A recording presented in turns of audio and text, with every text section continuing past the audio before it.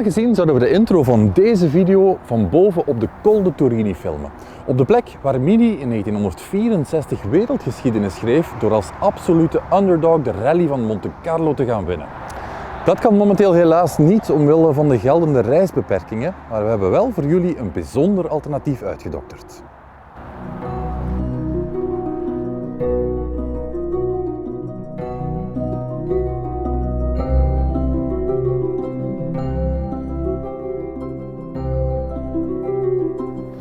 Om te beginnen staan we hier in een garagebox met twee bijzondere Minis. En dat is links van mij een replica van die originele Mini Cooper S waarmee Paddy Hopkirk en Henry Liddon in 1964 het onmogelijke deden.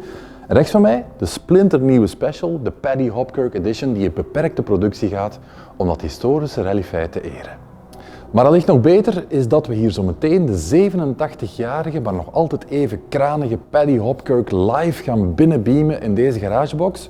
Voor een goede babbel over die ene zege natuurlijk, maar ook over de Special Edition te zijner ere. Schenk jezelf dus een goede Guinness uit, leg je voeten omhoog, want we gaan eraan beginnen aan die babbel met een absolute rally-legende.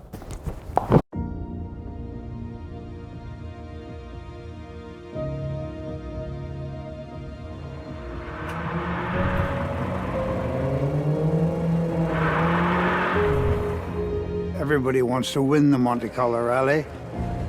It was a very glamorous event. When I joined BMC, the Mini came along and surprised the world.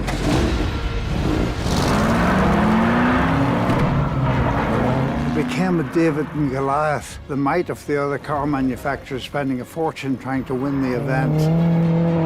It was a small car, so the roads looked big to the Mini. We're beaten by the big American cars down the straights, but we would beat them in the twisty bits. It was difficult from the point of view of snow and ice, the fight you had against nature.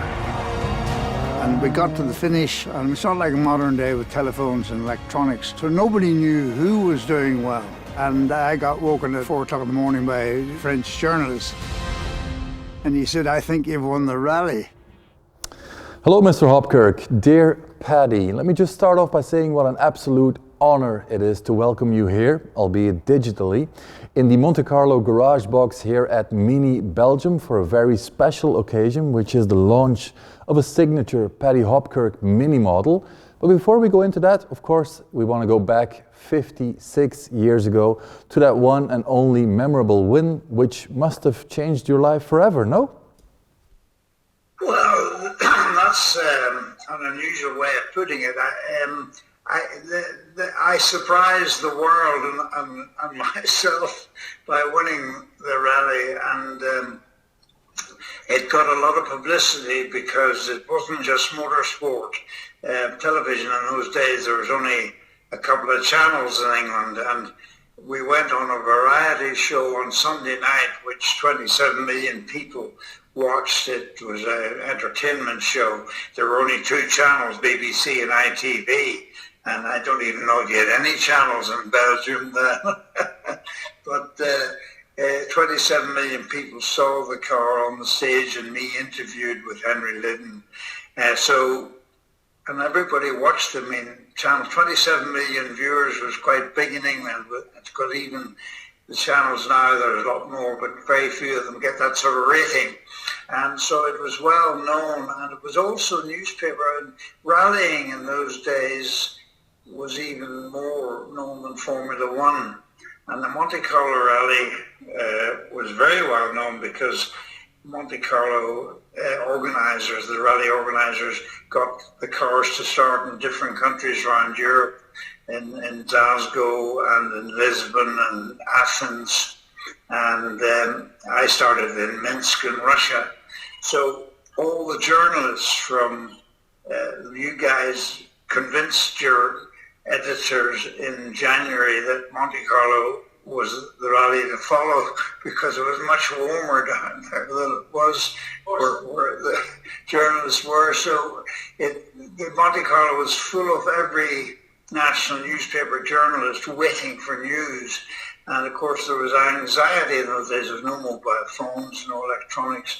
So when the cars arrived in Monte Carlo, nobody actually knew who had won because they had to wait for the Times to arrive by car, and then somebody sat down with a chronometer and subtracted the start times of the stages from the finish times, and then got the results. So it was all anxiety and surprise, not like today's where everybody knows everything immediately. It must have been quite nerve-wracking, I presume, back in the day. Were you ready or expecting to become somewhat of a celebrity overnight? Well, it's very nice of you to put it like that. The answer is absolutely no. I mean, as a rally driver, I was professional and I was known in Ireland, and I had won probably better rallies than the Monte Carlo, but they weren't known about, and the Monte was the one to win because all the journalists were sitting there in Monte Carlo waiting for news, and the fact they were all having a nice time. But I say you just had to blow your nose in Monte Carlo and you were on the front page because they were gagging. Their editors were ringing them from these countries, and what news have we got? And there wasn't any.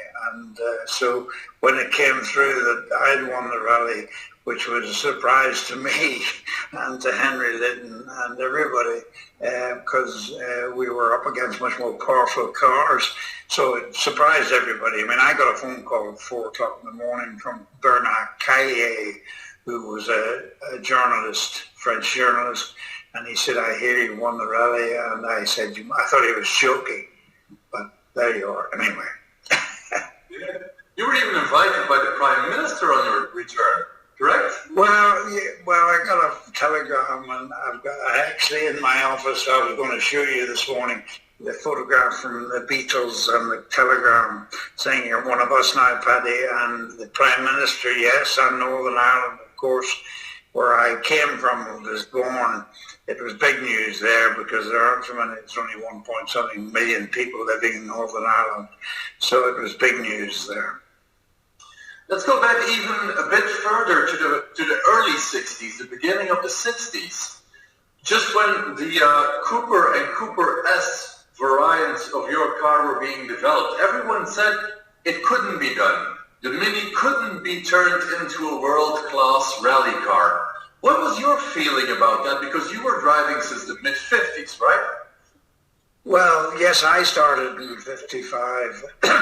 Yeah, well, the answer is I didn't even think of that because I was driving for Triumph Motor Company TR2s, which were very competitive. Then I went to big Healey's, big Austin Healey 3000, and etc. These were real rally winners. I was also drove for the Roots Group, and their cars weren't so fast, but they were very well prepared, and we had a good manager. But the Mini was just, it was, I mean, Alec Isgonis, I think, designed it as the district nurse's car. And nobody ever thought that it would do anything. But then the engine was the same engine that Cooper was using in his cars, the A-type engine, I think it was. And he tuned it up and made it go much faster. And then he did that to a Mini and presented it to them and said, this car now goes very quickly, and because it's transverse engine, front-wheel drive and small, it could become a competition car. On to the next question. Paddy, did it take you long to adapt to the driving style of the front-wheel drive Mini, and what was your secret for making it to make it go that fast? Well, it's a very sort of flattering and polite question. Thank you. No, I was never a very risky driver. Front-wheel drive is more forgiving because you remember Citroen were the people, one of the few cars on the market that had front-wheel drive at that time. But front-wheel drive was very good. It was much more forgiving. And I had the Scandinavians in my team. I mean, I had Timo Mäkinen and Ron Olsen. And they were very skilled at driving on loose roads in rear wheel and front wheel. Well, so it was new to me, and I had a wonderful co-driver too, Henry Liddon. And I remember, I'm sorry to divert slightly, but it wasn't just me in the car. We had the best team of mechanics. We had Stuart Turner as team manager. We had practiced like hell. We had very good notes. I mean, it was a very professional attack, and we were up against cars that were probably much faster and better. But it was our whole combination of approach, co-driver, driver. Well, I was the lucky one to be behind the steering wheel, and we had worked hard and practiced very hard. So it's like anything; it doesn't just come easy, you know. Speaking about practice, you touched upon this point just a few minutes ago. Just prior to the 64 Monte, you had the mother of all shakedowns, right? You left actually in Minsk, which is for a modern rally public quite unbelievable. Can you tell us why they did that and how that went? Well, I'm glad I'm not in Minsk today. I think it's got more problems now than when we were there. But Minsk, I chose Minsk because I'd never been to Russia, and Stuart Turner was quite clever. He started the cars in different cities to get publicity worldwide from the journalists from those countries, from Athens or from Portugal or wherever it was. Not that there were many journalists from Minsk, although Raymond Baxter, a famous BBC commentator, he actually started from Minsk as well. And I think I remember when we went into Russia from Warsaw, we had a hell of a good party in Warsaw. The Poles were pleased to see us on our way to Russia, and of course nobody went to Russia in those days. And I remember they took our passports off us at the border and delivered them in our hotel. The babushka, the grandmother at the end of the corridor in each hotel. I remember well handing over the passports to make sure we stayed in that hotel. Anyway, it was all great fun, and it was a great adventure for me and the mechanics and everything else to go to Russia. And it was minus, I think, 39, and we had no garages for the cars. The cars froze, everything froze, the oil froze. And when we were putting them around the square in the morning to try and get the engines to turn over to start, the Russians said, our cars, we've got electric starters. So I remember that well. Anyway, good, happy memories. Like the rally was more like an adventure than like a short competition in those days, right? It was more like a long-winded adventure. Well, rallying in those days was because they're looking at making a movie of the rally, and the thing that was, you didn't know, there was no communication. And the thing nowadays, everybody's looking at satellites and knows where you are and knows what you're doing. If you go to the loo, they know you're there. But in those days, it was the anxiety. It was not knowing what was around the next corner, or if the mechanics were going to be there. If you heard a noise in the car, it was really worrying because you were in a foreign land far away with no telephones or anything, and you were hoping the mechanics who had agreed to meet you at XYZ near the border, but maybe they didn't get through the border. So it was a total anxiety all the time of not knowing what was happening next. That's what made it a very interesting adventure. It's a bit like climbing Mount Everest, if you know what I mean. You don't know what the next crevice has got. Okay, that's really cool. Fast forward to 2020, you are 87 years young by now. Do you still drive? You lying turd. Carry on. You still enjoy driving your minis, right? Yes. But who enjoys driving nowadays? I mean, I don't claim to be a fast driver. I'm not that. It's terrible to say this. I'm not that interested in motorsport, and I'm more interested in my family and my grandchildren nowadays. And I'm very flattered that you're interviewing me today from Belgium, where I did the Spa-Francorchamps 24-hour race. I did that a couple of times. That's with true. Julian Bernal, who comes from Ghent or Caen, however you pronounce it. Ghent, it's Ghent. Yes. You also drove the Tulip Rally in the Netherlands, right? The year prior to the Monte. Yes, I did several Tulip rallies in Holland, yes, and I did a couple of rallies in Belgium. I can't remember what they were, and I went back to Belgium a few years ago, and your journalists were very nice. Belgium, it's interesting, they're selling my new car in Belgium, the one with my name on it, the Mini, but they're not selling it in Holland. It's Belgium, and they're not even selling it in Germany. Which means we have more examples in Belgium and you in the UK, so that's good news, right? That's good news. I think they've sold, there's 100 in the UK, so I think they've sold them all, I've been told. Okay, that's good news indeed. That's good news. Actually, in recent years, you've also been an ambassador for safe road driving. Is that correct?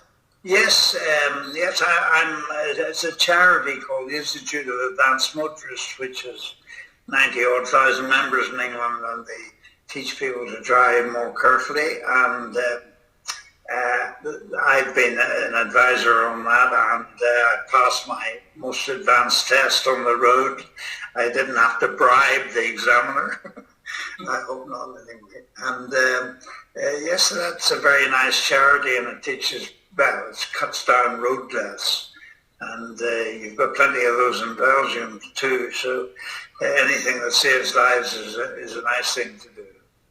Good news. Let's move on to the main event, as you mentioned, the car in honor of yourself, the Paddy Hopkirk edition.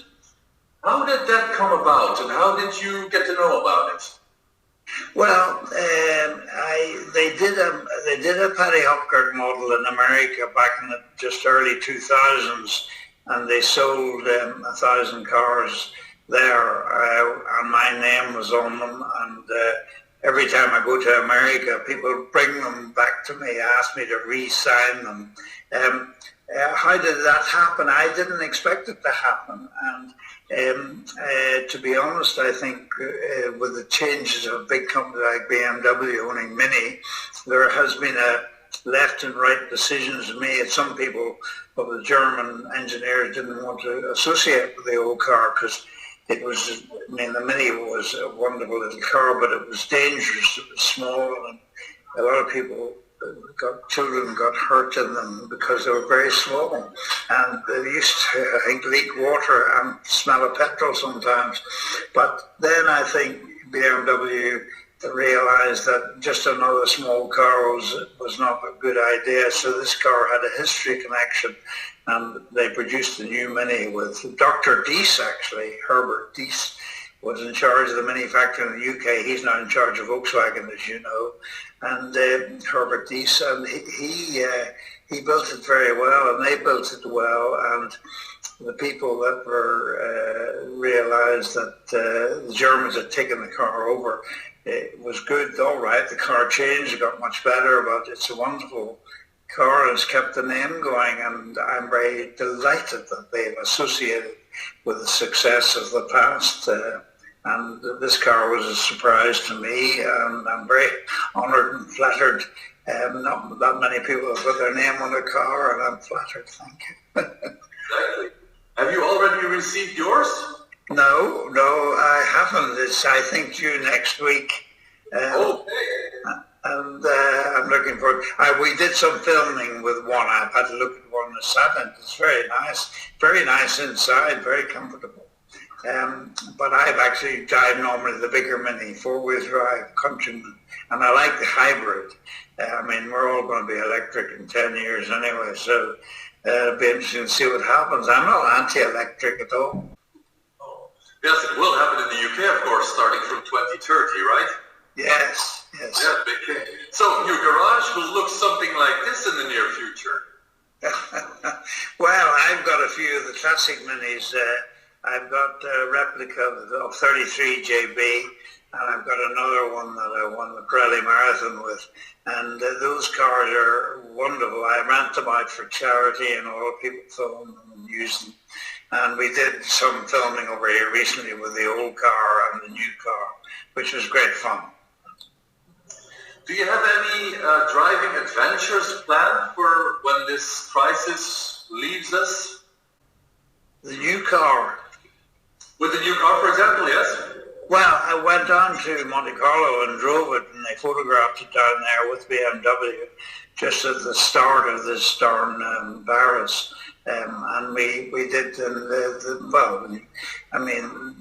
new minis drive beautifully, don't they? I mean, very sophisticated, very safe, and very comfortable. Much more comfortable than the old mini. Final question, will you be putting a can of caviar in the boot of your car, just like you did with Rally Car in '64? Putting a what? A can of caviar. Oh yes, absolutely. Well, I did a deal in the hotel in Minsk. Somebody said to me, what do the Russians need? And said they'll give you anything if you bring nylon stockings. And I don't wear nylon stockings myself. So I bought some and I brought them, and we did a deal with the Macedonia Hotel in Minsk. I went into the kitchen and the chef, he said, I would like nylon stockings. So I swapped it for a big tin of Beluga #1, which we brought to Monte Carlo, and we ended up eating it. I've got a photograph of myself and Fangio, Juan Manuel Fangio, and Alikis Agonis on the balcony of the hotel eating my caviar. You see, those kind of stories, they could only originate from back in the day, I think. Exactly. Dear Paddy, thank you very much for going through all this trouble. Thank you very much for talking to us. It was a real pleasure and an honor for having you here. We will make sure that these cars go into the right hands in Belgium, and we hope to cross paths with you someday on, who knows, on the Col de Turini for some proper driving lessons, okay? Thank you very much indeed. Ja, dat was hem dan, de grote Paddy Hopkirk, die in de beste Britse traditie eigenlijk gewoon one of the lads is gebleven. En de mini Paddy Hopkirk Special Edition is ondertussen ook beschikbaar, komt er met 2 motorisaties als Cooper S, maar ook als 231 pk sterke JCW. Vanaf nu te hebben op geselecteerde markten, ook België en Luxemburg doet daaraan mee, maar er komen wel maar 64 exemplaren naar ons, dus snel zijn is hoe dan ook de boodschap. Zeker als je Paddy met de zijne tegenkomt.